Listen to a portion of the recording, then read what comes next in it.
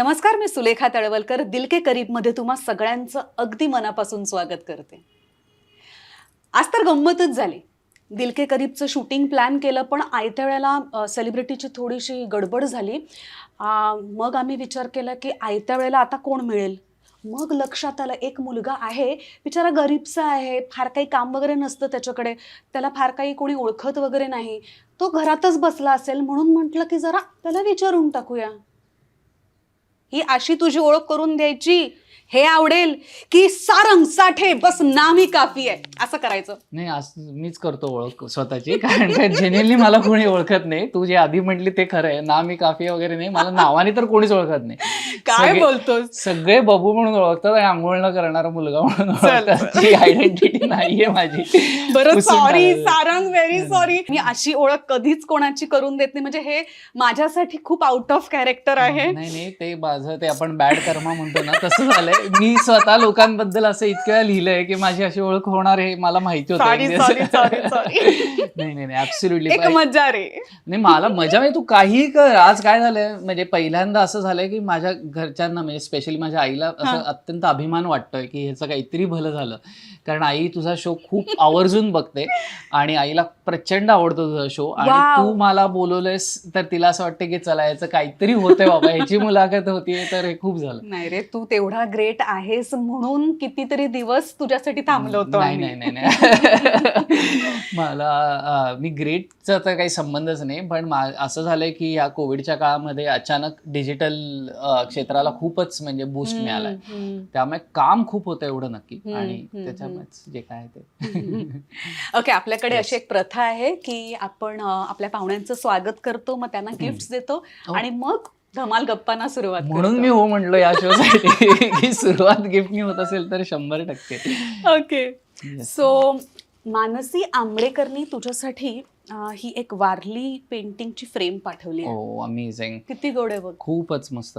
एक तर मला म्हणजे वारली संस्कृतीबद्दल प्रचंड आदर आहे आणि अभिमान आहे. आय थिंक म्हणजे इतकी आपल्या म्हणजे आपण प्रत्येकानेच त्याचा अभिमान बाळगावा अशी गोष्ट आहे. त्यामुळे मला खूप आवडतात वारली पेंटिंग, आणि त्यामध्ये भाडीपा, विषयखोल आणि भाटूप असं तिन्हीचा उल्लेख आहे, जे इतकं महत्वाचं आहे. कारण लोकांना विषयखोल आणि भाटुपा हे इतकं माहिती नाही जितकं भाडीपा माहिती आहे. तर त्यामुळे थँक्यू. वेलकम. ईशा ठाकूरचा पिटारा नावाचा ब्रँड आहे, आणि हँडमेड सोप्स म्हणू नकोस, त्यानंतर फेस वॉश वगैरे असं म्हणू नकोस, असं खूप सुंदर आयटम्स ती बनवते. तिने तुझ्यासाठी एक गिफ्ट हॅम्पर पाठवलंय. थँक्यू. जेन्युइनली त्यांना माहितीये की आंघोळ वगैरे करत नाही वगैरे, त्यामुळे त्यांनी साबणच दिले. तर मी प्रॉमिस करतो या साबणात मी आंघोळ करीन. आणि हे खोटं आहे बाय द वे की मी आंघोळ करत नाही वगैरे, आम्ही हे शो साठी सगळं बोलतो. पण थँक्यू सो मच पिटारा, आणि खूपच गोड बॉक्स आहे हा, फारच मस्त. प्रॉडक्ट्स खूप छान आहेत, वापरून बघ तू. नक्की, 100%. बरं, शिल्पा आपटे आणि मेधा गलगले यांचा प्रधा नावाचा ब्रँड आहे, आणि आपल्या घरासाठी म्हणजे आपण होम डेकोरचे जे प्रॉडक्ट्स असतात ना, ते बनवतात ते, आणि हे स्वतः हँड पेंटेड. हो, बघ ना. हो, अमेझिंग. आणि हा एक बुकमार्क आहे, खूपच सुंदर आहे हा. वा, ह्याच्यावर कोण नजर टाकणार ते आधीच सांगतो, हे पॉला चोरणार आहे माझ्याकडनं. कारण पॉला प्रचंड पुस्तकं असते, आणि तिला काही कितीही बुकमार्क द्या कमी नाही पडत. त्यामुळे thank you so much. Welcome. Yes, so सुरू करूया. हो. बरं, मला तुला काय विचारायचं आहे, भाडीप हे इतकं फेमस आहे. एखादी कलाकृती आपण जेव्हा विचार करतो किंवा त्याच्या कामाला लागतो, ते मन लावून करतो आपण, आणि ती कलाकृती किंवा काहीही ते व्हेंचर सक्सेसफुल होणार आहे का नाही हे आपल्याला आधी माहीत नसतं. पण मधला तो जो वेटिंग पिरियड असतो ना, यशाच्या अगोदरचा, तो वेटिंग पिरियड भाडीपासाठी कसा होता? 2 टप्प्यांमध्ये. म्हणजे आम्हाला काय झालं की लकीली एक आश्वासन मिळालं की तुमचं होणार आहे बाबा बरं, आणि त्याच्यानंतर तो वेटिंग पिरियड चालू झाला, त्यामुळे तो सहन करायला सोपं झालं. पण भाडीपाच्या आधीचा वेटिंग पिरियड ऍक्च्युली खूप भयानक होता. म्हणजे आम्ही ऍक्च्युली पॉला, अनुषा, मी तिघं फाउंडर, आम्ही एक तमिळ, एक कनेडियन आणि एकटा मराठी. तर आम्ही जेव्हा आणि ह्या दोघींचं म्हणणं होतं की मराठीमध्ये असं काहीतरी झालं पाहिजे. म्हणजे त्यामागे विचार साधा होता की डिजिटल क्रांती जगभरात घडत होती. पॉला कॅनडाची आहे. ती लहानपणीपासून युट्यूब आणि हे सगळं बघत आली आहे आणि आम्हाला ती म्हटली की तुमचं पॉप्युलेशन काय महाराष्ट्राचं किंवा मराठी बोलणारी लोक काय आहेत, तर तेव्हा 75 मिलियन होती. म्हणजे 7.5 कोटी लोक का 70 कोटी 7.5 कोटी लोक जगभरात मराठी बोलतात. अशी तेव्हा पॉप्युलेशन होते जे अस्खलित मराठी बोलतात. तर एवढं पॉप्युलेशन असताना तुम्ही तुमचं युट्यूब चॅनल्स आणि हे का नाही तुमच्या भाषेत अजून, असं एक चर्चा होती. आणि काही होते एक 5-6 हातावर मोजण्या एवढे. तर तेव्हा आम्हाला असं झालं की क्लिअरली मार्केट आहे, क्लिअरली लोक आहेत, बघणार 100%. म्हणून आम्ही पैसे उभे करायला गेलो, कारण आमच्याकडे तर काही नव्हते की स्वतःहून प्रोड्यूस करावं आणि हे ते. आणि आमचा व्याप मोठा होता, म्हणजे एक शो करायचा असं डोक्यात नव्हतं, सगळंच करायचं असं डोक्यात होतं. तर त्यामुळे ते घेऊन जेव्हा गेलो बिझनेस प्लॅन, तेव्हा 2 वर्ष अक्षरशः आम्हाला कोणीही उभं केलं नाही. कोणाला विश्वासच बसेना ह्याच्यातनं पैसे कमवता येतील, कोणाला विश्वास बसेना की ह्याला काही ऑडियन्स आहे. आणि तो वेटिंग पिरियड खूप होता. पण ज्या क्षणी आम्ही कास्टिंग काउचचा पहिला एपिसोड केला, तर पहिल्या 2 का 3 आठवड्यामध्ये आम्हाला जवळपास 30,000 सबस्क्रायबर्स मिळाले. आणि फॉर अ न्यू कंपनी, म्हणजे तेव्हा काही बेस नव्हता, कोणाला इतक्या पटकन काही मिळायचं नाही, तर ते खूप होते. आणि त्यामुळे आम्हाला त्याचा इतका फायदा झाला, बूस्ट मिळाला. हे किती साली होतं रे?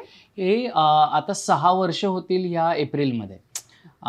तर त्यामुळे 2016 मध्ये आपण म्हणूयात की ते पहिल्यांदा केलं. आणि 2016 ते 18 प्रवास खूप स्लो होता, कारण मी म्हटलं तसं पैसे मिळाले नव्हते. आम्ही आमच्या खिशातनं पैसे टाकून करत होतो, की एक जाहिरात केली, त्या जाहिरातीचे पैसे आले ते आम्ही टाकले, असं करत आम्ही काम करत होतो. तर त्यामुळे ते जे वेटिंग पिरियड, म्हणजे की कन्सिस्टन्सी, तू आता स्वतः करतेस त्यामुळे तुला माहिती आहे की जेवढ्या कन्सिस्टंटली आपण करू तेवढा रिस्पॉन्स वाढत जातो. बरोबर. तर आमची कन्सिस्टन्सी नव्हती पहिले 2 वर्ष.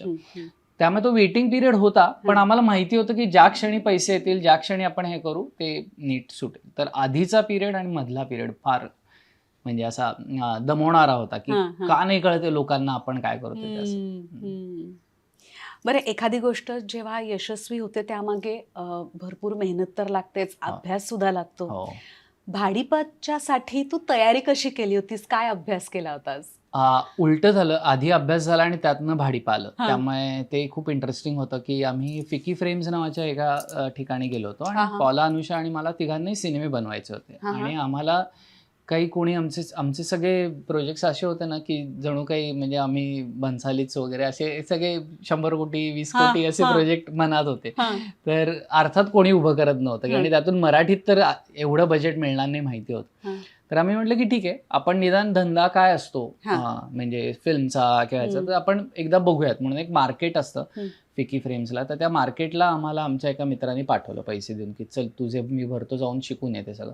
आणि तिथे गेलो तर तिकडे 2 लेक्चर्स चालू होते. एक होतं जे डिजिटल पेनिट्रेशन इन इंडियावर होतं, की कसं जिओ, एअरटेल आणि ही सगळी लोक आता गावागावांमध्ये इंटरनेट पोहोचवणार आहेत. आणि दुसरीकडे एक होतं ज्याच्यामध्ये डिजिटल जे म्हणजे काय AIB, TVF वगैरे हे लोक काय करतायत, कसा बिझनेस करतायत. आणि तिसरं लेक्चर होतं की तेव्हा नटसम्राट आला होता, सैराट यू घातला होता. तर मराठी पॉप्युलेशन पैसे देऊन बघतं का, असे 3 विषय वेगळ्या वेगळ्या ठिकाणी अटेंड केले. आणि या तिन्ही न जे काही काय आपण म्हणतो की हे मिळाले, इंडिकेशन्स मिळाले की असं असं होईल, असं असं होईल, त्यांनी असं वाटलं की अर्थात म्हणजे हे साधं गणित आहे, कोणीही मांडू शकेल असं. आणि म्हणून मी म्हटलं ते सुरुवातीला इरिटेट व्हायचं की लोकांना का पटत नाहीये, कारण आकडे दिसत होते पेपरवर जे आम्ही अभ्यास केला होता, पण ते कोणाला वाटत नव्हतं हे खरं आहे म्हणून. तर त्यामुळे अभ्यास खूप झाला आधी. इव्हन आई आणि मीची गोष्ट गमतीची, म्हणजे आई आणि मी करताना आम्हाला रिसर्च मधनं आलेली गोष्ट आहे की आम्हाला ऑडियन्स थोडा वाढवायचा होता. आणि असं नाही की काहीही करून वाढवायचा. तर आम्ही म्हटलं की कोण नवीन लोक आहेत जे ऑनलाईन येत आहेत. तर 35 ते 50 वयोगटातल्या बायका ह्या ऑनलाईन आल्या आहेत, पण त्या अजूनही युट्यूबवर काही कन्झ्युम करत नाहीयेत, अशी एक चर्चा चालली होती. आणि ज्याच्यात म्हणजे माझी आई पण पडते, ती अशी 55 होती. आणि तर त्यामुळे तेव्हा ते असं वाटत होतं की आपल्याला काय करून ह्यांना टार्गेट करता येईल. आणि सगळ्यात कॉमन सेंटिमेंट हे येत होतं की काय म्हणतात, आई मुलाचं नाही, मग त्याचं काही करता येईल का असं म्हणून आम्ही शोधत होतो. आणि एका ब्रँडनी एक स्क्रिप्ट नाकारली, वरुणची. वरुणनी एका ब्रँडसाठी लिहिलेली स्क्रिप्ट होती ती वेगळ्याच. आणि ते म्हणले नाही नाही एवढी छान नाही वगैरे. हा. तर मग वरून म्हटलं माझ्याकडे पडू नये, तुला हवंय का. हा. आणि दुसऱ्या दिवशी आम्ही शूटिंग केलं. बरं. पण ते अभ्यासातनं आलं होतं, म्हणजे लकीली ते एकीकडे नशीबही होतं आणि एकीकडे अभ्यासही होता, असं ते गोष्ट आहे. हे मला सांग, तू लहानपणापासून असाच आहेस का अतरंगी? अतरंगी दाढी नाही यायची लहानपणी, ती आता यायला लागली. पण कपडे बिपडे हो लहानपणीपासून असाच आहे. म्हणजे मी 7वीत होतो आणि मी खूप ठिकाणी राहिलोय पुण्यात. एक किमान 8 ते 9 घरं आम्ही बदलली. अच्छा. त्यामुळे असं काही म्हणजे मी त्या माझ्या स्टँडअपमध्ये म्हणतो मी सदाशिव पेठेतल्या वगैरे, पण मी तिथं 5च वर्ष राहिलो. मी शुक्रवार पेठ, पर्वती, जे पुण्यातले त्यांना माहिती आहे, मी सगळ्या एरियात राहिलेलो आहे. त्यामुळे सगळीकडनं थोडं थोडं आपण काहीतरी घेत असतो. आणि 7वीत असताना राजस्थानला होतं, वडील तिथे होते काही वर्ष. तर तेव्हा मी ते असे रंगबिरंगी झगमग कपडे घालून गायचो, नाचायचो वगैरे असं. म्हणजे आता गाता येत नाही, तेव्हा जे काही तेव्हा लहानपणी कॉन्फिडन्स असायचा, माफ होतं, काही विचारा गातोय रे वगैरे असं. तर त्यामुळे ते सगळं करायचं. तर तेव्हापासून आणि गोविंदाचा हार्डकोर फॅन आहे मी. म्हणजे सगळेजण शाहरुख, सलमान किंवा काय आमिर खान किंवा हे ते, तर मी लहानपणी गोविंदाचे सिनेमे फर्स्ट डे फर्स्ट शो बघायचो. तर त्यामुळे रंगबिरंगी असणं हे तिकडून आलेलं आहे. आणि नंतर मध्ये एक गॅप, प्रत्येकाची एक फेज असते ना, म्हणजे टीनेजमध्ये तुम्ही उलट होता की मग काळं जॅकेट डोक्यावर वगैरे असं, की चेहरा दाखवायचा नाही, अस्वच्छ राहायचं वगैरे. ती फेज मध्ये येऊन गेली. पण मग लक्षात आलं की नाही ते आधीच चांगलं आहे. एका अवॉर्ड फंक्शनला तू दिसला होतास मला, तेव्हा असंच काहीतरी अतरंगी कपडे घातले होतेस. आय थिंक नुसती धोती होती खाली आणि वरती कट जॅकेट. हो. पण ते छान दिसत होतं तुला. मला काय होतं की म्हणजे असं कन्व्हेन्शनली काय, मी एकतर बारीक आहे प्रचंड, त्याच्यानंतर मला दाढी आवडते ठेवायला. मी जसं म्हणलं असं लहानपणी नाही याची दाढी, नंतर ठेवायला लागलो मी. पण ह्या सगळ्या कारणांमुळे असं व्हायचं ना की ह्याला सूट होणारी स्टाईल काय हे काही कळायचं नाही. तर त्याचं मग आपण आपली स्टाईल बनवू काहीतरी. मग टोप्या घेणे, नंतर मी हो खूप जास्त आहेत ह्या आम्ही फक्त लोकांना अगदी डोळ्यात भरून येऊन कमी बाहेर ठेवलंय, पण नाहीतर खूप हॅट्स आहेत माझ्याकडे. त्याच्या मागचं काय असते मेंटॅलिटी मला खरंच कळत नाही. कारण मी आतापर्यंत ना कोणाला टोपी घातलीये ना स्वतः नाही, मी कोणालाही टोप्या घालत नाही, मी स्वतःलाच टोप्या घालतो फक्त. आणि त्याच्या मागे एक माझं काय होतं ना, आधी खूप लांब केस होते इथपर्यंत. अच्छा. आणि म्हणजे काही लोकांनी मला बघितलंय मी, कारण तसा कायम इंडस्ट्री आउटसाइड होत, मी वेगळंच काहीतरी करायचो. तर त्याच्यामुळे पण काही लोक आहेत, महेश दादाला माहिती आहे, मी नटसम्राटमध्ये माझे लांब केस आहेत, तर त्यांनी त्याच्यामुळे घेतलं होतं मला. तर असे खूप काही काही हे आहे. पण जेव्हा ते केस गेले तेव्हा मला असं ते अक्षरशः की गेली काय आपली फॅशन सगळी डोक्यावरची, असं झालं. आणि तेव्हा मी एकदा टोपी ती घालून बघितली. मी खूप स्ट्रेंज बोलणार आहे, पण आपल्याला ते असं काहीतरी सिक्युअर्ड वाटतं. म्हणजे जसं आपण शाल घेतल्यावर बरं वाटतं ना, तर तसं वाटतं की डोक्यावर काहीतरी आहे, आता वरती काही चिंता नाही असं. तर या लॉजिकनी. पण त्याच्यानंतर मी 2-3 शोज बघितले आणि त्या शोजमध्ये एक मॅडमेन नावाचा माझा फेवरेट शो आहे. त्यानंतर पिकी ब्लाइंडर्स नावाचा एक फेवरेट शो आहे. आणि त्याच्यामध्ये ते सगळे 1800 आणि किंवा 1970 आणि ह्या सगळ्या काळातली लोक अशा वेगळ्या वेगळ्या हॅटच्या फॅशन करायचं, तर मला फारच भारी वाटायचं. मगाशी आईचा उल्लेख केलास तू. तुझी आई काय करते, काय करायची, आणि वडील काय करतात? सो अनफॉर्च्युनेटली माझे वडील गेल्या वर्षी गेले, पण ते इंजिनियर आहेत. नाही, आणि पण आई वडील माझे म्हणजे आपण म्हणजे नजर लागावी इतके चांगले आम्हाला आई वडील मिळाले असे. कारण काय, भावंड किती तुम्ही? भाऊ, मला मोठा भाऊ आहे आणि त्यांनी इंजिनिअरिंग केलं, वेळेवर लग्न केलं, त्याच्यानंतर नोकरी केली, घर विकत घेतलं, त्यामुळे माझ्यावरचं प्रेशर गेलं आणि मला हवं ते करता आलं. त्यामुळे आणि बाबा आणि भाऊ दोघं इंजिनियर, त्यामुळे आमच्या घरी खरं इंजिनिअरिंगचं वातावरण आहे खूप. मीच असं उठून म्हटलं मी कॉमर्सला जाणार आणि नंतर नाटक करणार, असं मी एकटाच हे. पण माझी आई बालनाट्य करायची, बालनाट्यांमध्ये खूप कामं करायची, आणि तिचं एका सर्टन वयात पोचली तेव्हा तिला सिनेमाची ऑफर आली आणि तेव्हा ते अलाउड नव्हतं घरी वगैरे असं, त्यामुळे लग्न लावलं वगैरे असं. तर आईचं नाव काय? सुजाता साठे, म्हणजे घरचं निशा मेंदळे म्हणजे आईकडचं, आणि आणि आईनी खूप लोकांबरोबर नाटकं केली आहेत, म्हणजे रवींद्र मंकणी, रवींद्र महाजनी, हे सगळे त्यांच्याबरोबर बालनाट्य केलेली आहेत. तर त्यामुळे ती त्यातल्या त्यात अत्यंत सपोर्टिव्ह होती, म्हणजे वडील आणि भाऊ काही म्हटले नाहीत, पण ती म्हणायची हा कर कर असं हे सगळं. आणि ती आधी भरपूर काय काय करायची, म्हणजे बँकेत नोकरी केली, शाळेत शिकवलंय सगळं, पण नंतर तिला झाला तिला झाला आर्थरायटिस, आणि मग म्हणजे असं अगदी नॉमिनल, आणि त्याच्यामुळे मग तिचं असं एक जे आपण फिजिकली फिरणं बिरणं कमी होतं तसं झालं. त्यामुळे तेव्हापासून मग ती शी इज बीन अ हाऊसवाईफ. पण आमची अख्खी फॅमिली केटरिंग साईडला पण आहे. अरे वा. म्हणजे माझे आईचे वडील हे आचारी वाढपी होते ह्याच्यामध्ये, कार्यालयांमध्ये. हो का? हा, आणि माझा काका त्याचं स्नॅक्स सेंटर होतं, आणि त्यामुळे पुण्यात खाणं आणि इंजिनिअरिंग असे हे दोन, मी एकटाच कला क्षेत्रात. हे पुण्याच्या काय आठवणी आहेत तुझ्या लहानपणीच्या? खरं मी एक पॉइंट असा होता ना, की असा टिपिकल पुणेकर होतो, की कधी आयुष्यात पुणे सोडणार नाही, शपथ घेतो ह्याच्या अग्नीवर अग्नीच्या साक्षीने वगैरे, ह्या टाईपचा होतो. मी आत्ता 30 वर्षाचा झालो तेव्हा मी पुण्यातनं असं पूर्ण शिफ्ट झालो. त्याच्या आधी मी मुंबईला आलो की लगेच पळायचो. पण पुण्याच्या आठवणी म्हणजे मी एकतर पुण्यात मी म्हटलं तसं वेगळ्या ठिकाणी राहिलोय, त्यामुळे मी जुनं पुणे, नवीन पुणे सगळं अनुभवलंय. म्हणजे मी शुक्रवार पेठ, जो की अत्यंत बाजारपेठवाला एरिया आहे, तिकडे राहिलोय. सदाशिव पेठ, जो असा टिपिकल पुणेरी पाट्यांवाला एरिया आहे, तर तो तिथे राहिलोय. पर्वतीला बाबासाहेब पुरंदरेंच्या बिल्डिंगमध्ये आम्ही राहायचो, त्यामुळे ती एक बाजू बघितली आहे.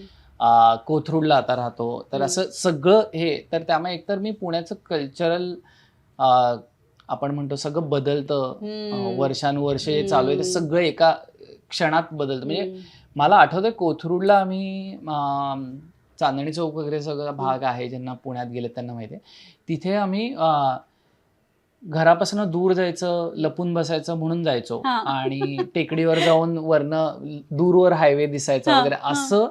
ते आता चांदणी चौक हे मधला भाग आहे, म्हणजे सेंट्रल पुणे होतं ऑलमोस्ट, खरं तर इथपर्यंत पोहोचलो. तर त्यामुळे मी पुण्याच्या आठवणी ह्या सगळ्या चेंजच्या ऍक्च्युली, बदलाच्या आहेत. म्हणजे दर टप्प्यामध्ये ती जनरेशन आहे की ज्यांनी असं सेटल झालेलं पुणे नाही बघितलं. आणि सगळ्यात महत्वाची आणि म्हणजे खूपच जवळची आठवण आहे ते म्हणजे बाईकिंग. मी हार्डकोर रायडिंगवाला माणूस होतो. हो, तर माझ्याकडे आधी ॲव्हेंजर होती, मग बुलेट होती, आणि त्याच्यानंतर मी अजूनही आमचे म्हणजे पॉला आणि मी मध्ये राजस्थानची राईड केली. अच्छा. तर पुण्याचं आणि माझं नातं हे बाईकचं आहे खरं तर. मी बाईकवर अख्खं पुणे फिरलेलो आहे, पुण्याचे आउटस्कर्ट्स फिरलेलो आहे. त्यामुळे शाळेत असताना तुला जर का असा निबंध लिहायला सांगितला असता, मी जर का कलाकार झालो तर, किंवा मी जर का अभिनेता झालो तर सुरुवात कशी असती तुझी? नाही, मी शाळेत असताना इतका माठ होतो की ह्याचं काहीच होऊ शकत नाही एवढाच निबंध लिहायचो मी. म्हणजे नाही, सिरियसली, मी 7वीत असताना मला एक शिक्षिका, आमच्या शाळेत जीवन मॅडम म्हणून एक मॅडम होत्या, त्यांच्यामुळे माझं सगळं, नाहीतर माझं अवघड होतं. म्हणजे अगदी प्रामाणिकपणे सांगतो, अभ्यास यायचा नाही, अभ्यासात एकदम ढ होतो, आणि मला असं वाटायचं मी ढ आहे, पण जेव्हा तोंडी परीक्षा असायची तेव्हा चटचट उत्तर द्यायचो. मग लक्षात आलं की ह्याला लिहायचा प्रॉब्लेम आहे. म्हणजे आवडायचं नाही, मला त्याला आता डिस्लेक्सिया म्हणायचं की नाही मला माहित नाही, पण माझे स्पेलिंग्स वगैरे शक्य नाही आहे. म्हणजे इम्पॉसिबल. पॉलाला माहितीये, म्हणजे मी स्वतः लेखक म्हणवतो स्वतःला, पण मी पहिला ड्राफ्ट कोणाला शक्यच नाही दाखवणं, कारण मला एकदा तो 3 वेळा वाचायला लागतो आणि सगळं स्वतः कॉपी करेक्ट करायला लागते. तर तो मेंटल प्रॉब्लेम आहे. तर हे माझा विश्वास बसत जेन्युअनली असा आहे. आणि मला भाषा तर म्हणजे वाटोळ होतं सगळं. पण मग त्या मॅडम भेटल्या आणि त्या म्हटल्या की तुला लक्षात आहे का, तुला लिहायचा प्रॉब्लेम आहे, कारण मी तुला जेव्हा तोंडी विचारते तेव्हा तू चटचट उत्तर देतोय. तर एक काम कर, पेपर अख्खा लिहूच नकोस, म्हणजे तुला प्रेशर नाही येणार.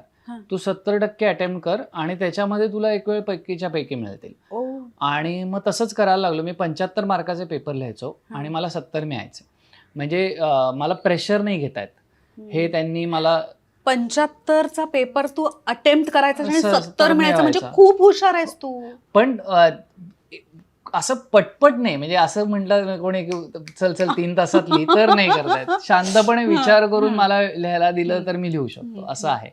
म्हणजे मी हुशार आहे पण मला At कोणी my own pace. मला कोणी प्रश्न नाही विचारले. मला सगळे उत्तर येतात पण मला प्रश्न हा, विचारायचे. घाई करू नका. मी माझं लिहून, आणि मी तसंच कामही तसंच केलंय की मी जवळपास 30 वर्षाचा होईपर्यंत काही डिरेक्ट केलं नव्हतं आणि मला डिरेक्टर व्हायचं होतं. पण मी माझ्या वेळेने करीन, जेव्हा वाटेल तेव्हा करीन. आळस नाहीये, पण मला तो पेस लागतो. अच्छा. बहुतेक पुण्यातनंच आलंय. तर त्यामुळे शाळेत असताना असा निबंध कलाकार वगैरे तर चान्सच नाही. मी त्यातल्या त्यात एकदा उभं राहून मला ते विचारतात ना शाळेत की काय करणार, तर मी असं म्हटलं इंटिरियर डेकोरेटर होणार आहे. आणि हा मला वाटला होता तोच प्रश्न विचारला मॅडमने की स्पेलिंग येतं का तुला ते? नाही यायचं, त्यामुळे नाच सोडून दिला. पण तसं लिहिलं असतं जर का चुकूनही निबंध, तर मी एवढं नक्की लिहिलं असतं की मला आहे त्या साच्यात काम नाही करायला आवडत. आणि त्याच्यामुळेच खूप दिवस लागले मला स्वतःला अजूनही एस्टॅब्लिश झाले असं वाटत नाही, पण जे काही एस्टॅब्लिश आहे ते व्हायला खूप छान एस्टॅब्लिश झालंय. पण आम्हाला खूप कौतुक आहे तुझं. थँक्यू. पण मला साच्यात अजिबात काम करायला आवडत नाही, त्यामुळे त्याच्या बाहेरचं काहीतरी केलं असतं असं ते तेव्हाही लिहिलं असतं मी. आणि तुला कधी जाणवलं की मला कलाकार व्हायचंय, अभिनेता व्हायचंय, मला दिग्दर्शन करायचंय? SYला मी म्हणजे माझ्यासाठी असा एक खूप लोक उत्तर नाही देऊ शकत की नाही ते होतच माझ्यात वगैरे असं. तर तसं मॅथ काही नव्हतं. मी SYला असताना CA करत होतो. FYला असताना तेव्हा मी पहिल्यांदा ते गॅदरिंग बिदरिंग वगैरे अशा गोष्टींमध्ये भाग घेतला. त्याच्या आधी काही असं तिकडे इन्क्लिनेशन नव्हतं. म्हणजे लोक म्हणायचे की, कारण मी एक जोक बुक घेऊन फिरायचो आणि शाळेत असताना मी फेमस होतो जोक सांगण्यासाठी किंवा असं, पण ते काही कला नाहीये, ती काय आपले तेव्हाचे किडे काहीतरी अंगातले. पण मी जेव्हा SYला होतो तेव्हा मी CAला नापास झालो आणि मॅथ्सला नापास झालो. आणि मॅथ्स हा माझा फेवरेट सब्जेक्ट होता. म्हणजे मॅथ्समध्ये पैकीच्या पैकी पडतील इतपत मला आवडायचं ते. आणि त्याच्यात नापास झाल्यावर मला असं की याला काही अर्थच नाहीये, म्हणजे की एवढं अवघड कशाला काही आयुष्यात करायचंय की त्याच्यामध्ये आपल्याला कॉन्फिडन्स जाईल. आणि मी असंच लायब्ररीत होतो आमच्या कॉलेजच्या, कारण परीक्षा आली तिजवळ, आणि तिथे खाली काही लोक प्रॅक्टिस करत होते एका नाटकाची ग्राउंडवर. आणि मी BMCCचा आहे. BMCCला खूप मोठं कल्चर आहे. प्रसाद ओक, निपुण आमेय, आलोक, अनेक लोक, म्हणजे मोहन जोशी, आणि हे सगळे BMCCचे आहेत. आणि आमच्या इथं खूप नाटकाचं कल्चर आहे, जसं रुपारेल आणि रुईया आहे तसं. तर तिथे राहून मी नाटक करत होतो आणि मी ती रिहर्सल बघितली, म्हणून मी चालत गेलो खाली. आणि त्या दिवशी त्या नाटकातनं एक मुलगा सोडून चालला होता, जो माझा मित्र पण आहे खूप चांगला, पण तो सोडून चालला तर काहीतरी डिरेक्टरशी भांडण झालं. तर मी त्यांना म्हटलं मी येऊ का, इतकं साधं, म्हणजे की येतो. आणि पहिल्या दिवशी रिहर्सलच्या लक्षात आलं की अरे हे तर घर आहे, म्हणजे आपण इथेच असायला पाहिजे, नाटक करायला पाहिजे. ते पहिल्या दिवशीच जाणवलं. अर्थात घरी सांगून मग ती सगळी प्रोसेस पुढे 1-1.5 वर्ष डिसिजन घेण्यात गेला. पण पहिल्या रिहर्सलच्या दिवशी मला असं वाटलं तर हेच ते, म्हणजे की का आपण इकडे आलो नाही अजून आधी. आणि ते किती साली होतं? किती वर्षाचा होतास तू तेव्हा? मी तेव्हा SY म्हणजे मी असेल 20 वर्षाचा. आणि बहुतेक 2002 का 2003. म्हणजे 20 वर्ष झाली. आणि त्याच्यातली मी पहिली 14 वर्ष हे पूर्ण प्रायोगिक नाटकाला दिली. म्हणजे मी समन्वय, आसक्त, महाराष्ट्र कल्चरल सेंटर, आविष्कार, सगळ्यांबरोबर, ग्रेप्स, या सगळ्यांबरोबर नाटकं केली. आणि ती अत्यंत प्रायोगिक होते. आणि 14-15 वर्ष ते केल्यानंतर मग फायनली मी ह्या बाजूला आलो. बरं. आपण अगदी 1ली-2री पासून हे ऐकत आलोय की अपयश ही यशाची पहिली पायरी असते वगैरे. तुला अशा किती पायऱ्या चढाव्या लागल्या? अपयशाच्या अनेक.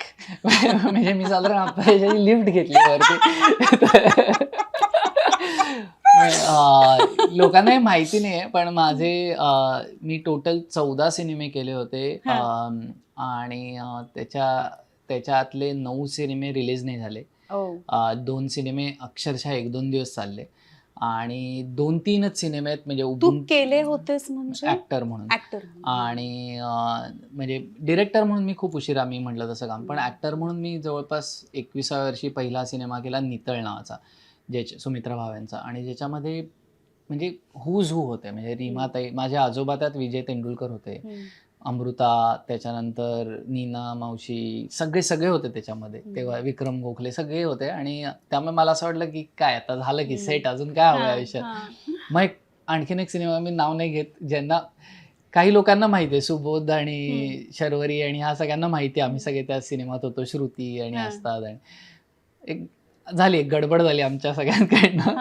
आणि त्यानंतर जी एक उतरती कळायला लागली, मी एक मराठी माणूस नावाचा माझा डेब्यू सिनेमा असणार होता. राधिका आपटे, मी आणि ओमकार गोवर्धन लीड होतो, आणि जतीन वाघेने तो डिरेक्ट केला होता. तो असा म्हणजे त्यात गोळीबार आणि असं प्रॉपर ग्रँड सिनेमा होता, नाही झाला. मग अनेक असे सिनेमे माझे रिलीज नाही झाले, 3 हिंदी सिनेमे रिलीज नाही झालेत ॲक्च्युली. आणि त्यामुळे असं की संपलं, आता काही पॉईंटच नाही हे धरून ठेवण्यामध्ये, असं झालं.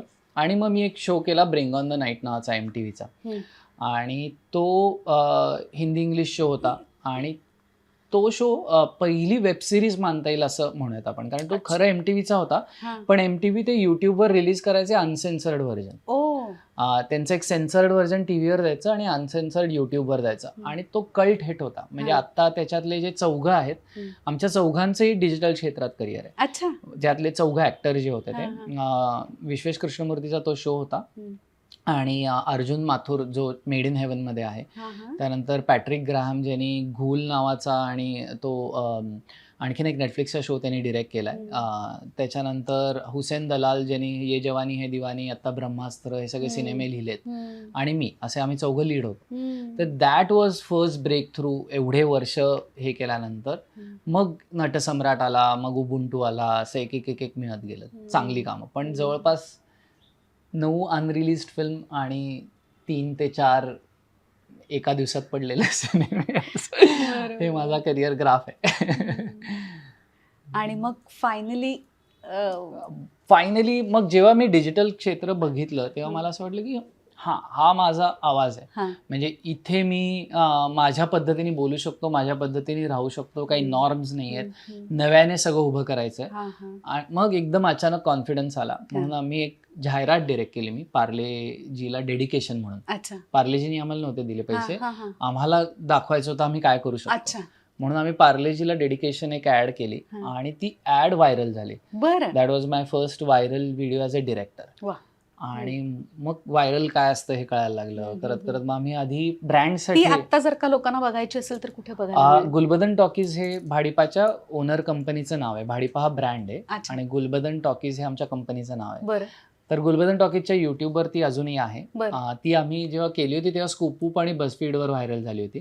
पण आता ती तिथे सापडेल की नाही मला माहित नाही, कारण ते बसफीड आणि स्कूपअप दोन्ही तेव्हा पेजेस होते फेसबुकचे, तर त्यांचे स्वतःचे ऍप्स बिप्स काही नव्हते, तर त्याच्यावर ते होते. आणि बेस्ट ॲड नावाच्या एका ठिकाणी ती व्हायरल झाली. पण आत्ता ती गुलबदन टॉकीजवर अवेलेबल आहे, शायर कहता है नावाने. तर ती त्याच्यामुळे सगळी जर्नी सुरू झाली. जर्नी सुरू झाली म्हणजे नेमकं काय काय झालं? त्याच्यानंतर आम्ही ह्याच्या आधी आम्ही जेव्हा कंपनी चालू केली गुलबदन टॉकीज, तेव्हा आम्ही खूप लोकांना ऍड्स आणि फिल्मसाठी वगैरे प्रपोजल देत होतो. तर आम्हाला फक्त 2 लग्न शूट करायला मिळाली त्याच्याबद्दल. तर आम्हाला वाटलं झालं आता वेडिंग फिल्मर्स होते आम्ही. पण मग ही ऍड केली, आणि त्याच्यानंतर ICICI, रेड लेबल चहा, ते एक बेबी प्रॉडक्ट्स आहेत, मी आता नाव विसरलो, तर ते त्याच्यानंतर एक आयटल वोलोचिनाचा परफ्यूम ब्रँड, ह्या सगळ्यांचे आम्हाला डिजिटल ब्रँड फिल्म्स करायला मिळाल्या. म्हणजे आता वरून खूप साऱ्या मराठीत तशा करतो, बघितल्या असतील तर चितळेच्या वगैरे ज्या ब्रँड फिल्म्स आहेत, तर तशा ब्रँड फिल्म्स आम्ही ते हिंदीसाठी करायचो आम्ही.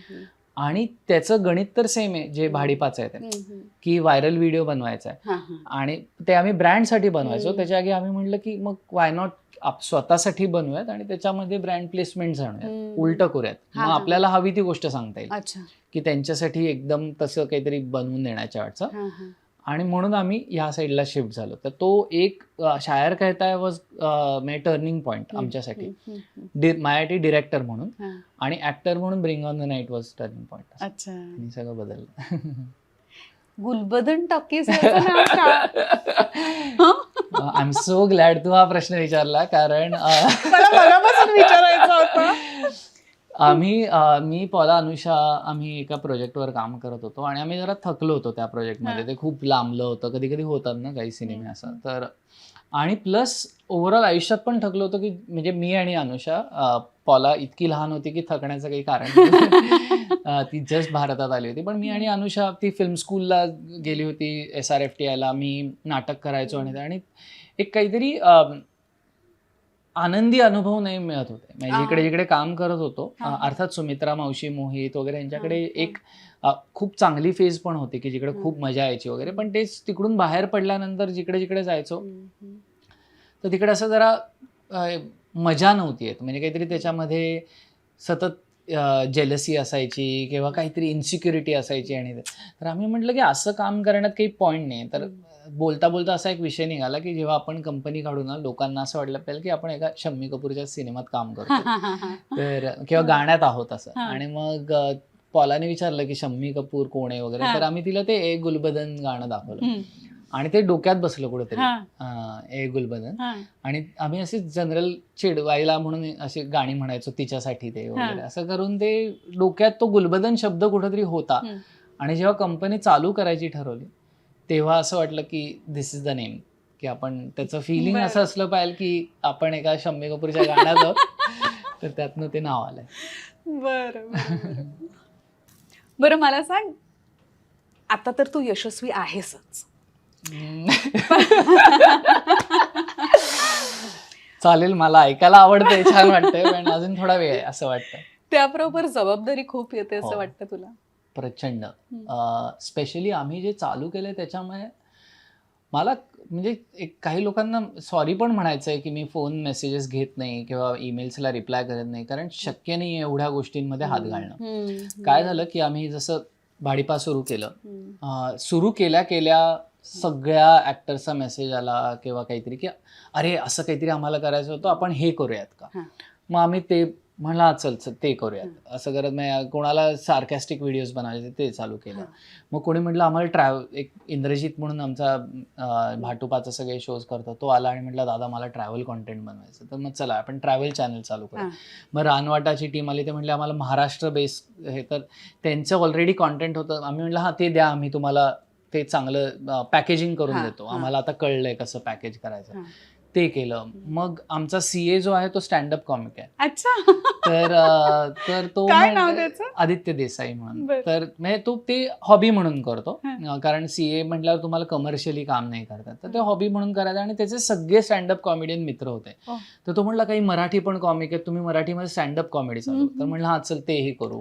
मग मराठी रॅपर्स आले ज्यांनी रंपाट आणि ही सगळी गाणी केलीत. तर मराठी हिपहॉप नावाचा एक म्हणजे ग्रुप होता आणि ते आले, म्हटले की दादा आम्हाला मराठी हिपहॉप गाणं करायचं आहे. तर मग ते म्युझिक व्हिडिओ. तर असं व्हायला लागलं ना की आम्ही वेगळं काहीतरी करतो तर सगळ्याची जबाबदारी यायला लागली की you be the first people to start. आणि ते कोणाची हिंमत होत नाही ना की स्वतः करायची. तर आम्ही पण त्या ह्याच्यामध्ये वाहत गेलो आणि चुकून करत गेलो सगळं. पहिला मराठी हिपहॉप व्हिडिओ, पहिलं मराठी स्टँडअप कॉमेडीचा शो. आणि नंतर लक्षात आलं की व्याप इतका मोठा झालाय की आमच्या तिघांच्या हाताबाहेर चाललाय. नशिबाने आम्हाला इन्व्हेस्टमेंट तेव्हा लोकमतनी मायनॉरिटी इन्व्हेस्टर्स म्हणून ते आले आणि त्यामुळे काही लोक हायर करता आली. हे सगळं आवरत होतो तेवढ्यात गुगलनी आम्हाला प्रपोज केलं की आम्हाला ना चांगली इन्फॉर्मेशन लोकांपर्यंत पोहोचवायचे. तर इन्फॉर्मेशन बेस्ड चॅनल तुम्ही चालू करणार असेल तर फंडिंग देतो. म्हणून आम्ही विषय खोल सुरू केलं. मग अचानक पॉलिटिक्स आणि इन्फॉर्मेशन, त्यामुळे ते इतकं झालंय की आता, आणि हे सगळं जबाबदारीने तर करावंच लागतं, कारण तू आता ऑनलाईन आहेस, तुला माहितीये की एक चुकीचा आपण शब्द वापरला की ट्रोलिंग खाली अनेक वेळा लोक ऑफेंड होतात की असं कसं बोललात तुम्ही. आता परवा आमच्या एका आजीपीजी एपिसोडमध्ये एक मुलगी रांगोळी काढत असते आणि चेष्टा होती ती त्या मुलीची ती आजी चेष्टेने म्हणते किंवा अगदी संस्कार भारतीचे वर्ग घेऊन आल्यासारखं वाटते. आणि ती म्हणजे काय म्हणतात आपण सार्कॅझमनी म्हणत, इतकी वाईट काढत असते की म्हणत. पण काही लोकांना असं वाटलं की ती त्या संस्कार भारतीची चेष्टा करतो, जे की नव्हतं. म्हणजे आजी उलट सार्कॅस्टिकली बोलते. तर पण मग ते जपून करावं लागतं. नाही नाही, मग त्यांना, कारण शेवटी ते ऑडियन्स आहे, त्यांचा अगदी म्हणजे अपमानही करून नाही चालणार. त्यामुळे त्यांना समजवल्यावर ऐकतात अर्थात. पण हे सगळं खूप अवघड आहे, ट्रोलिंग सांभाळत करणे आणि त्यातून प्रत्येक नवीन गोष्टीत हात घालणे. म्हणजे आता आमच्या अगदी हात धुवून मागे लागलेत की मराठी म्युझिकमध्ये उतरा, पण मला कळत नाही की आमच्यात आता ती ताकद उरली की नाही त्यामध्ये. तर बघूयात. नाही करशील होपफुली. तुझ्याकडे बघून आणि एकंदरीत तुझी सगळी वाटचाल बघून असं वाटतं की तू काहीही करू शकशील. माहित नाही, पण सगळं जमेल तुला. याचमुळे हा ट्रॅप आहे, याच्यामुळे वाटेल ते करत सुटलंय. तर असं आहे. सारंग, आपल्या आयुष्याच्या प्रवासात जेव्हा उत्तम करिअर सुद्धा घडत असतं तेव्हा खूप लोक असे आपल्या दिल के करीब असतात जे आपल्या करिअरला म्हणा, आपल्या आयुष्याला म्हणा छान वळण देतात. तुझ्या आयुष्यात असे कोण आहेत? डॉमिनंट असे 2 लोक, आणि आपण ज्यांचा आपण म्हणतो पगडा आहे असे काही लोक. तर 2 महत्वाची लोक, 2 म्हणण्यापेक्षा एकाला मी युनिटच मानतो, म्हणून टोटल 3 लोक आहेत. एक म्हणजे सुमित्रा भावे, सुनील सुक्तनकर. आम्ही खूप लोक त्यांच्याकडे तयार झालोय. म्हणजे वरुण नार्वेकर, उमेश, गिरीश, मोहित, सचिन कुंडलकर, असे अनेक लोक आहेत जे त्यांना असिस्ट करायचे एका पॉईंटला, आणि ते तिथून काहीतरी शिकून आलेत. तर सुमित्रा मावशींचा आणि सुनील सरांचा माझ्यावर खूप परिणाम आहे. कारण सुनील सरांसारखा काम आणि अभ्यासू आणि जिज्ञासू व्यक्ती मला माहीत नाही. आणि आणि मावशींची गंमत अशी की म्हणजे खरं फेमिनिझम आपण, कारण आमच्या कंपनीमध्ये 3 फाउंडर्सपैकी 2 महिला आहेत, आणि आमच्याकडे इवन एम्प्लॉई पर्सेंटेज 50-50% आहे, आणि ते कायम मानलं जातं. आम्ही कुठेही ती समानता कशी राखता येईल त्याचा एक प्रयत्न करतो, आणि त्याचा खूप परिणाम सुमित्रा मावशींचा एक किस्सा आहे. आम्ही तू सांगितलं चालेल ना? म्हणजे एक किस्सा असा आहे की मी असिस्ट करत होतो घुमाला असला नावाच्या सिनेमाला, आणि मी मावशींच्या आजूबाजूला खायला असायचं, काय भेळ हे ते वगैरे, आपण काहीतरी चरत शूटिंग चालायचं. तर आम्ही त्यामुळे सगळे एडीच तिथेच बसायचो की आता इथं खायला ठेवलं तर चणे फुटाणे खात चाललेलं होतं. आणि एक तो मॉनिटरचे ते हे वायरिंग करणारा माणूस आहे ना, तो काहीतरी मॉनिटर खराब झाला. तर मावशी म्हटलं काय झालं रे? तर तो म्हटला की मी सांगतो, सरांना सांगतो. तर त्या म्हटलं की सरांना का सांगतोस तू? तर त्याला काही कळे ना. तर तो म्हटलं नाही. ते म्हटले बरं बोलो सरांना बोलो. तर सुनील सर आले. तर मावशी म्हटलं की ते तुला ह्याचं कळतं का रे, मॉनिटरमध्ये काय झालंय वगैरे? तर ते म्हणले काय शिक्षण आहे असं सुनील सर. तर सुनील सरांना कळे ना की हा काय प्रश्न विचार. ते म्हणले नाही मी कॉमर्स केलंय. नाही मग तू इंजिनियर नाही आहे ना, तुला कळतं असं ते म्हणत होता. तर तो म्हटलं नाही मैं बस उनको बताने वाला था. तर मावशी म्हटलं पण का म्हणला असेल तू, एक जस्ट विचार कर, तू का म्हणला असेल की सरांना सांगते आणि तुम्हाला नाही सांगत. तर त्याला काही कळे ना की हा प्रश्न कुठे चाललाय. मग शेवटी तो म्हटला की नाही तर तू म्हटलं की तू आता ऐकलं इंजिनियर नाहीये, हे नाहीये, मग काय तुझ्या मनात काय आलं? तर तो म्हटला नाही सर आहे ना. तर ते म्हटलं की पुरुष आहे ना, असं तुझं म्हणणं आहे ना. तर तो म्हटला की तर ते म्हणले बघ तू कसा विचार करतोयस की बाईला नाही कळणार पुरुषाला कळेल असंच. आणि त्याला बसून छान समजवलं त्यांनी की तू कुठल्या विचारातनं हे बोलतोयस. आणि एखाद्या मॉनिटरला म्हणजे वायर लावणाऱ्या माणसाला शांतपणे बसून स्त्रीवाद समजवणं दॅन काहीतरी एक भांडण झेंडे घेऊन आणि असं तसं, हे इतकं महत्वाचं होतं की त्यामुळे त्याचा पर्स्पेक्टिव्ह बदलला ना, की त्याला कळलं की आपण असा विचार करतो. आणि तो एक खूप परिणाम आहे. आणि त्यामुळे आमची पात्र पण कायम तशी असतात. तर तो एक परिणाम आहे. दुसरा मोहित टाकळकर, त्याच्याबरोबर मी, राधिका आपटे, सागर देशमुख, अनेक नट, ओमकार, नचिकेत, अनेक, वरुण नार्वेकर, आम्ही सगळे त्याच्या हाताखाली तयार झालेलो आहे. आणि ॲक्टर हँडलिंग, कास्टिंग हे 2 भाग म्हणजे पूर्णपणे त्याला समर्पित आहेत. म्हणजे तो जसं आम्हाला हँडल करायचा, तो आम्हाला कायम असं म्हणायचं की ते ॲक्टर्स ते फेडरवर बसल्यासारखं त्यांना ट्रीट केलं पाहिजे, की लाईट लावून घ्यायचे आणि मग फेडर फक्त वर खाली करायचं, दॅन तुम्ही त्यांना काहीतरी करायला लावण्याचे. तर त्यामुळे त्या काही गोष्टी, ह्या 2 लोकांचा कामावर खूप परिणाम आहे. आणि माझ्यावर एक काय म्हणतात, माझे 2 अनुभव फक्त त्या व्यक्तीबरोबर आहेत, पण त्यांचा विचारांवर परिणाम आहे ते म्हणजे विजय तेंडुलकर. मी एकदा ते मी म्हटलं तसं आजोबा ते प्ले करत होते आणि आम्हाला दोघांना नाचायचं होतं गाण्यात. तर एकतर तेंडुलकरांबरोबर नाचणं, मी इतका लहान होतो की मला काही कळत नव्हतं हे कोण आहेत किंवा काय. मी 19 वर्षाचा 20 वर्षाचा होतो, तेव्हा मला काही असं तेंडुलकर आहेत वगैरे असं काही तो हे नव्हता ना. त्यामुळे गप्पा मारल्या जातात आणि ते पण म्हणजे आता मला खूप लोक शिव्या घालणार मी असा शब्द वापर, पण आयटम आजोबा होते. कारण का ते सुद्धा त्यांना कळत होतं की आपण ह्याला माहित नाही आपण कोण आहोत. तर ते सुद्धा त्यामुळे त्या लेवलला येऊन गप्पा मारत होते. त्या लेवलला येऊन गप्पा मारत होते आणि मी काही त्यांना सांगत होतो. तर त्याचा खूप उपयोग आत्ता होतोय, कारण आत्ता माझ्याकडे सगळे 20-21 वर्षाची मुलं आहेत आणि कळतं की त्यांची समजूत कदाचित आपल्यासारखी नाहीये, पण त्यांच्या समजुतीसाठी ते खूप इव्हॉल्ड आहेत, म्हणजे त्यांच्या लेव्हलला. तर त्यामुळे त्याला सपोर्ट करणं लहान मुलांना आणि लहान मुलांचं ऐकून घेणं हे त्यांच्याकडनं खूप जास्त शिकायला मिळालं असं. आणि असे सुद्धा काही लोक असतात आपल्या आयुष्यात जे आपल्याला शिकवतात असं वागू नये बरं का. असे काही अनुभव आहे? असे आहेत, पण ज्यांनी शिकवलं ना असं वागू नये त्यांचं मी कधीच ऐकलं नाही. तू जे मगाशी म्हटलीस की असा अतरंगी होता का, तर ते तोच आहे की मला कोणी करू नकोस सांग, म्हणजे ते गॅसला हात लावू नको म्हणल्यावर गॅसला हात लावणारी मुलं असतात. तर त्यामुळे उलट त्यांचं कधीच ऐकलं नाही. उलट ज्यांनी फ्रीडम दिलं म्हणजे माझ्या आई वडिलांनी मला प्रचंड फ्रीडम दिलं आणि त्यामुळे मी त्यांचं ऐकलं. त्यामुळे जेव्हा कधी आई बाबा म्हणजे लहानपणी नाही, अगदी एक 10वी पर्यंत वगैरे नाही ऐकायचो, पण त्याच्यानंतर आईबाबांनी जसं वागवलं त्यामुळे आईबाबा म्हणायचे समजा की हा जा, म्हणजे काय रात्री अपरात्री घरी आला तरी काही खूप ओरडायचं नाही, पण जर ओरडले तर मग लक्षात येतं की आता आपण लिमिट क्रॉस केली, मग आपल्याला निदान आपलं आहे. त्यामुळे ज्यांनी मला सांगितलं असं वागायचं नाही त्यांचं मी कधीही मनावर घेतलेलं नाही. कमिंग बॅक टू भाडीपा, तुझे सगळे कॅरेक्टर्स खूप फेमस झालेत आणि सगळ्यांचं फॅन फॉलोईंग सुद्धा भन्नाट आहे. तुझं स्वतःचं फॅन फॉलोईंग खूप आहे. फॅन्सचे असे काही अनुभव सांगू शकशील का रे?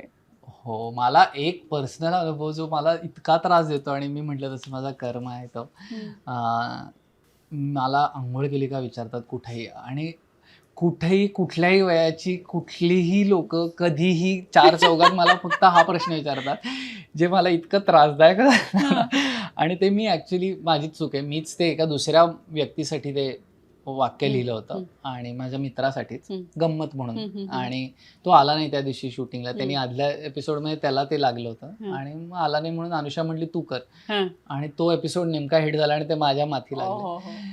पण दुसरा एक अमेझिंग अनुभव, कारण तू बहुतेक रेणुताईची मुलाखत घेतली ती मी बघितली. तर रेणुताई, आम्ही ह्याला गेलो होतो ऑस्ट्रेलियाला, आणि आम्ही स्टार आहे ना आणि त्याचे लहान मुलं तर म्हणजे फास्टर फेणे तिकडे खूप बघतात आणि त्यामुळे तो एक त्याचा ऑरा असतो की तो जेव्हा कास्टिंग काउचला स्टेजवर येतो आणि रेणुताई खूप शाय, म्हणजे स्क्रीनवरती वाटेल ते करेल पण लाईव्ह मध्ये ती एकदम अशी शांत आहे. तर त्यामुळे ती पण आली होती आमच्याबरोबर. तर एकीकडे ती लोक गर्दी करायची आम्हाला भेटायला, हे एक होतं, पण रेणुताईचं फेम काय म्हणजे हे नंतर कळलं, कारण आमचे सेल्फी बिल्फी समजा चालले असतील तर मागे अचानक लक्षात की देवीच्या मंदिरात लाईन लागते ना तशी रेणुताई स्टेजवर विचारी उभी असायची आणि लोक लाईन करून उभी असायचे, एक एक करून तिच्या म्हणजे मुलं आणायचे, मग मुलं पाया पडायची वगैरे. तर ती म्हणजे महाराष्ट्राची आई झाली होती. म्हणजे तर एक काळ होता की ज्याच्यामध्ये आई आणि मी पीकला होतं. आता त्याचे शोज बरेच कमी झालेत, पण तिचा तो अनुभव एकतर म्हणजे कायम लक्षात राहील असा होता. आणि वन लास्ट इन्सिडन्स जे रिअली थँकफुल भाडीपाच्या ऑडियन्सला की ते एवढे प्रेम करतात. पण आम्ही 3 वर्षाची अॅनिव्हर्सरी झाली होती आणि आम्ही दरवर्षी खरं शो करायचो. जेव्हा अॅनिव्हर्सरी 1 एप्रिलला असते आमची, एप्रिल फुल्स. तर तो आता गेले 2 वर्ष कोविडमुळे झाली नाहीये, पण आम्ही शो ठेवतो एक मोठा, स्टँडअप कॉमेडी, गाणी, हे ते वगैरे. तर त्या शोला ऑडियन्स आला होता आणि आमचं 11 वाजेपर्यंत रेस्टॉरंटचं बुकिंग होतं, 10 वाजेपर्यंत शो चालू होता. तर आम्हाला असं झालं की आता आम्हाला नाही जाता येणार त्या बारमध्ये आणि हे ते, तर आम्हाला कधी जाऊ. शेवटी मी एका पॉईंटला म्हटलं की लोक किती वन्स मोर देऊ देत, आपण आता त्यांना सांगूयात आम्हाला जायचं आणि कट करूयात हा शो. तर मी थांबवला शो, गेलो आणि मी अनाऊन्स करायला लागलो की असं असं आहे, प्लीज तुम्ही म्हणजे सॉरी, पण आम्हाला टीमला पण सेलिब्रेट करायचं आहे, तर शो थांबवत. आणि हे बोलत असताना अचानक मागणं कितीतरी आवाज सुरू झाला आणि हे कर, आणि जवळपास एक 500-600 लोक होती ते सगळेजण हॅपी बर्थडे टू यू म्हणायला लागले, टू भाडीपा. आणि सगळी टीम फॉर्च्युनेटली स्टेजवर होती, म्हणजे पार आमच्या ऑफिस बॉय पासून ते फाउंडर्स पर्यंत सगळे होते. आणि ह्या सगळ्यांसाठी अख्खा ऑडियन्स, कारण डिजिटलच्या ऑडियन्समध्ये तुम्हाला कळत नाही की खरं किती प्रेम मिळतं, शेवटी ते लाईव्ह ऑडियन्स कडनंच कळतं. आणि ते जेव्हा मिळालं तर अमेझिंग अनुभव. मस्तच रे. सारंग, तुझ्या बरोबर गप्पा मारताना तुझ्या लग्नाविषयी जर का बोललं नाही तर नॉट फेअर ना. येस. हा खूप लोकांना प्रश्न आहे. आणि आम्ही होम मिनिस्टरला गेलो होतो तेव्हाही हा प्रश्न होता की तुमचं लग्न झालंय नाही झालंय, तुम्ही काय स्टेटस आहे. तर त्याबाबत पण मी अत्यंत प्राऊडली सांगतो की मी खरं तर लग्न नाही केलेलं आम्ही, पण आम्ही लिव्ह इन रिलेशनशिपमध्ये आहोत आणि आता 8 वर्ष झाली आणि लग्नाच्याहून जास्त टिकलंय. तर पण त्याचं काही कारणं आहेत. त्याचं परदेशातनं कोणी इथे येऊन लग्न करून राहणार असेल तर खूप कॉम्प्लिकेशन असतात. आणि आम्ही अगदी फ्रॉम डे वन एकत्र बिझनेस करतोय, तर आम्हाला त्या कॉम्प्लिकेशन्समध्ये अडकायचं नाही. पण त्याचा अर्थ आम्ही लग्न नाही केलं असं नाही. आम्ही सगळं केलंय जे लग्नासाठी गरजेचं असतं ते. आम्ही कागदोपत्री लग्न नाही केलेलं. बाकी आमचे घरचे एकमेकांबरोबर भेटलेले आहेत, आमचे नातेवाईक मिसळतात एकमेकांमध्ये. तर जे लग्नाचे, म्हणजे समजा आम्ही मंदिरात पळून जाऊन लग्न केलं असतं तर काय झालं असतं ते केले आम्ही. आणि फॉर्च्युनेटली माझे आई वडील ह्याच्याबाबत ओपन होते, कारण तिचे आई वडील अर्थात परदेशात तर it's a very common thing, त्याला आपण कॉमन लॉ स्पाऊस म्हणतो. सो त्यांच्याकडे ही पद्धत आहे की तुम्ही 1 वर्षाच्या वर राहिला तर तुम्ही लिगली कॉमन लॉ स्पाऊस म्हणून राहू शकता. सो आम्ही त्याच्या अंडर रजिस्टर्ड आहोत. सो इट्स अ व्हेरी, म्हणजे इन बिटवीन. त्यांनी 2 फायदे होतात की तुम्हाला लग्न केल्यानंतर जे पासपोर्ट बदलणे, आडनाव बदलणे, ते नाही करावं लागत. आणि ते तिच्यासाठी खूप, कारण आत्ता तरी म्हणजे किती आपल्याला देशाचा अभिमान असला तरी Canadian passport is way stronger than Indian passport. तर ते तिला तेही टिकवता येतं. तिचे युकेची फॅमिली आहे तिथेही जाता येतं विदाऊट विजा. तर we are common law spouse. आणि लोकांना आम्ही भेटलो कशी ह्याच्यामध्ये खूप इंटरेस्ट असतो. मगाशी तू म्हणालास की ती खूप लहान आहे तुझ्यापेक्षा. हो, ती माझ्याहून 7.5 वर्षांनी लहान आहे.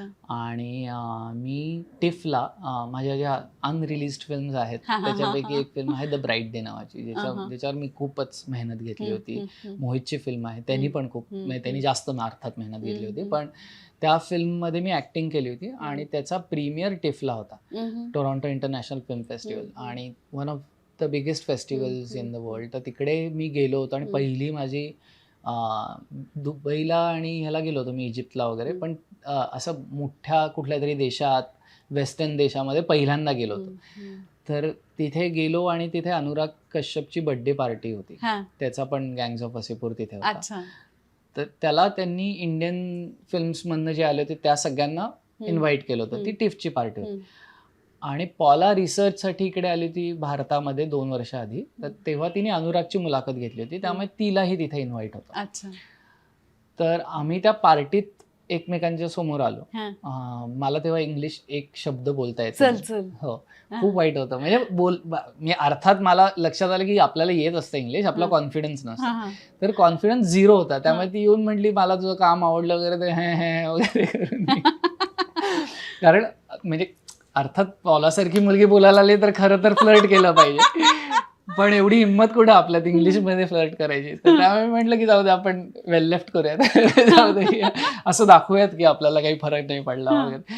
आणि 1 वर्षानंतर मी एका फिल्मचं कास्टिंग करत होतो. डिरेक्टरचा फोन आला, रे माझी एक असिस्टंट आहे, ती कॅनडाची आहे आणि तिला भारतात काम करायचं आहे, तर ती भारतात येते आणि तिला मी इथे आपल्या फिल्मवर घेणार, पिकअप करशील का, दादर टीटीला आहे ती. तर गेलो तर पॉला होती. आणि माझ्याबरोबर नशीब म्हणजे तेव्हा माझ्याबरोबर अनुषा होती, जी आमची थर्ड पार्टनर आहे. आणि आम्ही तिघं गाडीत बसलो आणि पॉला आल्या आल्या म्हटली की मी म्हटलं हाय आय एम सारंग वगैरे, तर ती म्हटली की I know you, I am a fan. तर मी म्हटलं की काय, ती चेष्टा करत होती, अर्थात फॅन बिन नव्हती. तर ती म्हटली मी ते 3 सिनेमे बघितले. आणि तिने वेगळ्या वेगळ्या फेस्टिवल्सला लकीली 3 असे सिनेमे बघितले होते त्यात मी काम केलं होतं जे रिलीज नव्हते. तर अनुषा चिडवायला लागली की तुझी फॉरेनची पाटलीण आली आहे, असं चिडवाचिडवी सुरू झाली. आणि त्या दिवशी आमची जी मैत्री झाली ते म्हणजे then it turned into whatever. त्यामुळे ती काय म्हणतात दैवी भेट तिकडची, त्याच्यामुळे हे सगळं घडून आलं. असं आहे. सारंग, तू तिच्या प्रेमात होतास, आहेस, हे तर दिसतच आहे, कळतच आहे. पण ती तुझ्या प्रेमात कशी काय पडली हे तिला विचारूया का आपण? चालेल, तिचाच विचार, कारण का मलाही कधी कधी शंका आहे की खरं आहे की नाही म्हणून. पण ज्या अर्थी तिने म्हणजे एवढा प्रवास करून इथं आले त्या काहीतरी तर असेल, आपण तिला विचारूया. बोलू मी तिला? बोला ना. पॉला ये बस. We had some important questions for you. Hi. Hi. बरं, आता त्याला मी विचारत होते, तो अखंड तुझ्या प्रेमात बुडलाय हे तर दिसतच आहे, हे कळतच आहे. पण मला काय विचारायचंय, तुला त्याच्यामध्ये काय दिसलं? म्हणजे तू त्याची फॅन होतीस असं त्यांनी सांगितलं ना आता आम्हाला. Okay. So you learned about the fact that I was stalking him before Were finally. you? Really? नाही, ती असं मला उचकवायला म्हणून म्हणते. तिने चुकून बघितले होते दोन्ही सिनेमे, त्यामुळे ती stocking I'd seen you in 5 films. 5 films. I'd come to the Pune International Film Festival, Toronto International Film Festival, some other circumstances in which I saw his films. And then when I finally met him at a party in Toronto, I saw him. I was like, oh, I've seen you, I really liked your movie, The Bright Day. And he was like, oh, thank you. And that was it. आता तेच सांगत होतो की thank you म्हणजे पुढचं English येईना म्हणून म्हटलं थँक्यू चल बाय, एवढं येतं आपल्याला. तू कधी त्याच्या प्रेमात पडलीस? Sorry? तू कधी? त्याच्या प्रेमात कधी पडलीस? It took a long time for me to Actually say it, प्रेमात पडणं. because when Sarang and I started dating, we had both actually, neither of us wanted to be in a relationship. And we, that's what he says to me at least. But म्हणजे काही genuine होतं ते. people had been trying to push us together for a few months. And then there was one day where we both looked at each other and said, listen, you know that everyone's pushing us, but I am not looking for this right now. And he's like, yeah, I'm also not looking for this. So just want to focus on my career. I just moved to Mumbai. And I said, yeah, just come to India. Let's not, make things complicated. Literally the next day, we started having feelings for each other. Sweet. As soon as the pressure was off, then we could kind of open our eyes and see. म्हणजे आम्हाला दोघांनाही कुठल्याही प्रकारच्या नात्यातल्या जबाबदाऱ्या नको होत्या, कारण आम्ही दोघंही करिअरच्या अशा, मी म्हटलं तसं तेव्हा bring on the night just झालं होतं आणि अशा फेजवर होतो की जिकडे आता इथून चालू होणार आहे आपलं करिअर. तर मग परत ते काहीतरी रिलेशनशिप्स त्यातले कॉम्प्लिकेशन त्यात नको. आणि जेव्हा दोघांनाही कळलं की दोघंही असं प्रेशर एकमेकांवर टाकणार नाही होत, तर तेव्हा त्याच्यामुळे आपोआप प्रेमात पडलो आम्ही. वा, किती गोड, किती गोड. पॉला, तू खूप सुंदर आहेस. Oh wow. You as well. Thank you. पण तुझं एक काहीतरी वेगळंच सौंदर्य आणि एक काहीतरी असं वेगळं वलय आहे ना रे. वलय is like hello. Hello. Oh, that's just the blonde hair. नाही तिचं मी तुला सांगतो त्याचं तिच्या स्वभावामुळे असेल कदाचित. स्वभावामुळे, कारण का ती मला प्रचंड एन्झायटी आहे, मी चिडका आहे, लोकांना असं बघून वाटत नाही, पण मी तसं तडतड आहे. आणि त्याच्या उलट ती आहे, ती गाडी चालवताना तू तिला बघ, म्हणजे ती तिच्या एका झोन मध्ये असते, छान आरामात गाणी ऐकत. तर त्यामुळे आय थिंक त्या शांततेतनं येतं ते. म्हणजे तो जो एक तिच्या वयाच्या मनाने, म्हणजे ती आमच्यातली सगळ्यात लहान आहे आणि सगळ्यात मच्युअर पण ती आहे. 18व्या वर्षी तिने एकटीने जपानला सोलो ट्रिप केली होती. तर त्यामुळे तेव्हापासून ती अत्यंत त्याच्यातनं येत असणार ते. बाकी म्हणजे बाकी सुंदर तर आहेच. किती गोड. And you make a very nice pair also. I agree. नक्की हो ना? Of course. हा, ठीक आहे. पुढचे प्लॅन्स काय आहे तुमचे? Another cat? नाही बस आता. आमच्याकडे घर खूप सुंदर आहे. थँक्यू खूप छान ठेवलेत तुम्ही घर. Thank you. Thank you. Thank you आम्हाला so much. दोघांनाही आवड आहे म्हणजे ह्या सगळ्या गोष्टी आम्ही अगदी वनारके पासून चालू केलं. आहा. म्हणजे वनारके म्हणजे 10 बाय 10च्या खोलीपासून चालू हो. केलं. तर तेव्हापासून गोळा केलेल्या एक वस्तू करून आता म्हणजे तेव्हापासून इतकं फर्निचर साठत गेलं प्रत्येक घरातलं Yeah. की आता फायनली घर लागलंय असं झालंय. आणि प्लॅन्स आमचे प्रोफेशनल प्लॅन्स मी सांगू शकतो की आम्हाला दोघांनाही एक दिवस असा मराठी शो करायचा आहे जो इंटरनॅशनली फेमस असेल. वाव. म्हणजे आम्हाला मराठी ऑडियन्ससाठी तर करतच राहायचंय, पण जसं आता नार्कोस सारखा स्पॅनिश शो आपण बघतो किंवा मनी हाय सारखा स्पॅनिश शो आपण इथे भारतात बघतो, तसं मराठी शो इंटरनॅशनली कंझ्युम झाला पाहिजे. हा आमचा हे स्वप्न आहे. That's the big vision. Yeah, we're working towards that. Otherwise, roaming around the world. yeah, I आम्ही think with खूप फिरतो.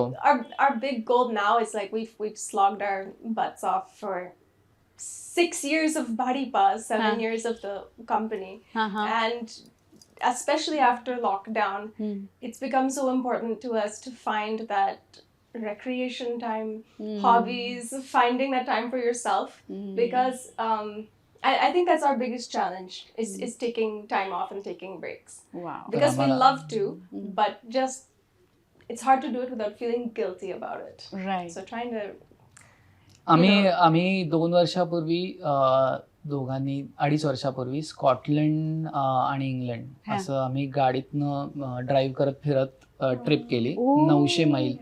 तर त्याच्यामुळे तेव्हापासून आम्हाला दोघांना किक बसली आता की आता हेच करायचंय. तर वा आता- वा छान. तुमची जी स्वप्न असतील ती सगळी पूर्ण होऊन देत, म्हणजे प्रोफेशनली सुद्धा आणि पर्सनली सुद्धा. Thank you so much. आणि माझ्या आईकडनं तुला खूप खूप प्रेम, कारण माझी आई खूप फॅन आहे Thank आणि you. तिने मला हे स्पेसिफिकली म्हणायला सांगितलं होतं, त्यामुळे मी आता त्याच्यावर एंड करतो. Thank you so much. पौला, तुझ्याकडून एक मस्तपैकी मराठी वाक्य, म्हणजे ही अपेक्षा आहे सगळ्या आपल्या प्रेक्षकांची. सारंग चाटेचं इंटरव्ह्यू नक्की बघा, शास्त्र असतं ते. अरे वा, क्या बात आहे, खूप मस्त. यू ऍडेड चा. हा, सारंगसाठी चा, लाईक दॅट्स डिटेल्ड. युजली तिचं काय आहे की तिला मराठीत येतं खूप चांगलं, पण ती मधले अधले काही गोष्टी गाळते, जसं मी ए अँड द गाळतो तसं. त्यामुळे सारंगचा इंटरव्ह्यू नाही म्हणणार ती, सारंगसाठी इंटरव्ह्यू नक्की बघा असं म्हणणार. वेल डन. खूप मस्त, खूप मस्त. सारंग, खूप मजा आली तुझ्या बरोबर Thank you. गप्पा मारून. आणि Paula, thank you so much. Thank you. Thank you आणि- for coming. येस, आणि एकदा तू नुसती गप्पा मारायला खरं नक्की. Off the camera. नक्की. आणि आईला भेटायला तर नक्कीच येईल मी नक्की. पुण्याला. Yes. Thank you. Thank you so much. आणि तुम्हाला सगळ्यांना तेवढीच मजा आली असेल जेवढी मजा मला सारंग बरोबर इथे आणि पौला बरोबर गप्पा मारून आली आहे. तेव्हा तुम्ही सगळेजण ऑलवेज पाहत राहा दिल के करीब.